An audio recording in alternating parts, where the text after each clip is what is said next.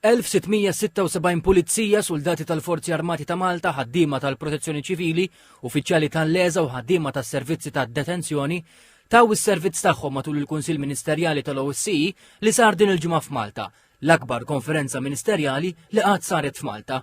B'kollox kien hemm 474 soldat, 72 uffiċjal tal-Leża, 65 uffiċjal tad-Dipartiment tal-Protezzjoni Ċivili, 7 ħaddiema tas-servizzi tad-detenzjoni u 1058 uffiċjal tal-Pulizija. L-Assistent Kummissarju tal-Pulizija Raymond Cassar qal li dan l-avveniment kien ta' sfida l-korp u għalhekk ilu jipprepara minn Marzu.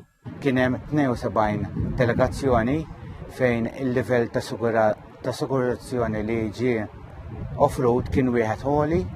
Fil-fatt kellna kummenti pożittivi wkoll minn dawn id-delegazzjonijiet barranin fejn ma stennewx li l-livell ta' sigurtà li offrejna aħna kien daqshekk ta' livell professjonali.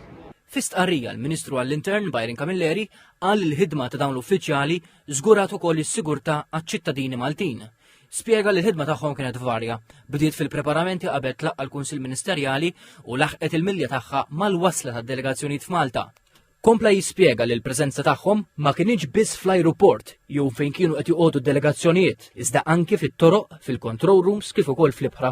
Stqar li l-forzi tal-ordni flimkien mal-ħaddiema tal-Leża u tas-servizzi tad-detenzjoni wettqu dan ix-xogħol importanti li ġab ukoll kliem ta' tifħir minn dawk li kienu f'pajjiżna.